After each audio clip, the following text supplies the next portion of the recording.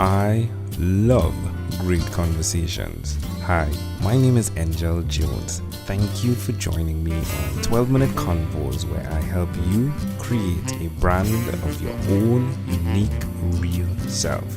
Listen in as I have conversations with amazing people from all over the world.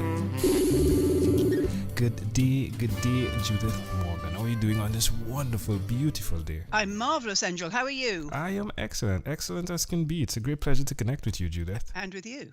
So tell us, what part of the world are you in right now? I'm in London in the UK. All right. And which of your talents is responsible for us connecting at this time? Now, my talent is in helping and supporting small business owners, people who work for themselves. I've been doing this thing for 40 years as an entrepreneur myself. And my first business for 20 years was as their accountant. And then I sold that and I began to be an entrepreneur coach and small business mentor. Wow. Seems as though you're having fun. I'm loving it, actually. And that's, I've just had a big cup of coffee. That might have something to do with it, Angel. Well, do expand for us and tell us, who did you learn these skills from, please? The first man I met that taught me about coaching was Thomas J. Leonard, who started Coach U and then Coachville. Unfortunately, he died quite shortly after I met him, but he has written a wonderful book that people might enjoy called The Portable Coach. And many, many giants of the personal development world. Wayne Dyer was a favourite of mine. Michael Neal, Super Coach, was my coach in 2007. I love Martha Beck, who's Oprah's life coach. I've met Martha in London, actually. You know, there are so many wonderful, inspirational people doing good work. It's not hard to find them, is it? What's the biggest challenge you faced in coaching? One thing that all my clients struggle with as well, which is when I was an accountant, I never had to do any marketing because everybody needs an accountant, like everybody needs their haircut. And I had to learn to love and embrace marketing as a coach because not everybody needs a coach. And all of my clients struggle with that too. So it was brilliant that I had to learn that lesson first. Given that challenge, why will you continue to repeat the skills of coaching? Because I love it. It helps an awful lot of one-man and one-woman bands who work for themselves from home and they find that lonely and scary. And if I can empower them to be self-reliant when it comes to earning a living, so employing themselves for money, then I'm happy. I do it because it makes a difference. One of my favourite quotes, you probably know it, by Ralph Waldo Emerson: to know even one life has breathed easier because you have lived, this is to have succeeded. And I know that many people have breathed easier because I've lived, and this is my raison d'etre. It's a wonderful feeling. It's a job worth doing. I think you can hear how much I love to do it, and I'll keep doing it for as long as it helps people.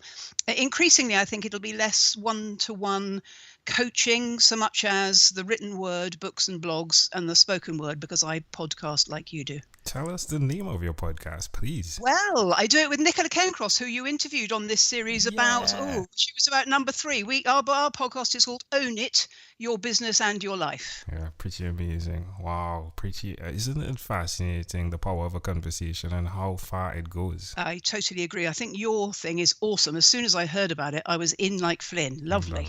Love it. Where's the best place for someone that resonates with everything you just said to connect with you, Judith? JudithMorgan.com. Love it. Judith, tell us one other thing that you've done consistently over the last 3 years, please. I've written web copy, blogs, social media, ebooks, and more recently, my first proper book, which I'll tell you more about at the end. Okay, all right. We'll leave that little secret for then.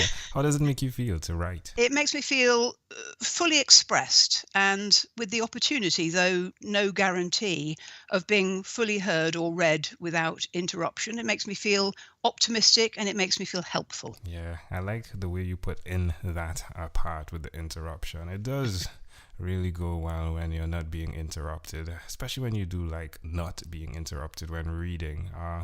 So just to someone though that's listening, you said, truly expressed. Why should someone that's listening delve into being that person?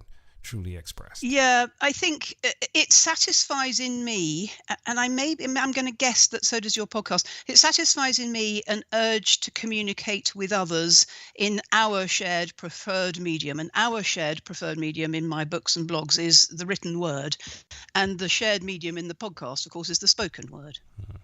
Amazing audience, you're hearing it live here from Judith Morgan. Again, you can connect with her by going to judithmorgan.com. Judith, let's switch gears for a moment now and let me invite you into my time machine that is surrounded with beautiful, warm, blue Caribbean water.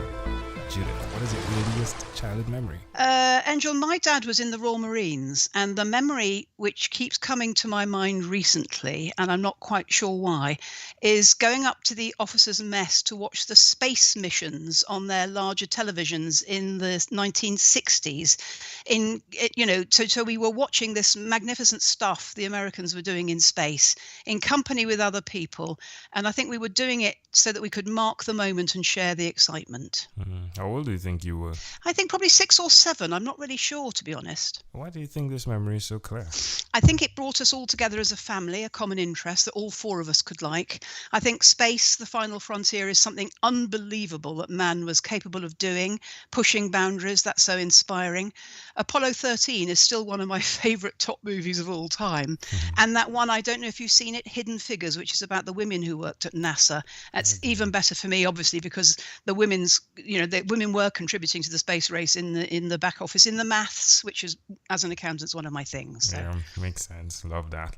Well, hey, can I offer an interpretation to the thought picture you created in my mind? Yes. You spoke about one of the ways that you will begin or start or continue to communicate is definitely going to be via stuff like the books and the written word and the podcast.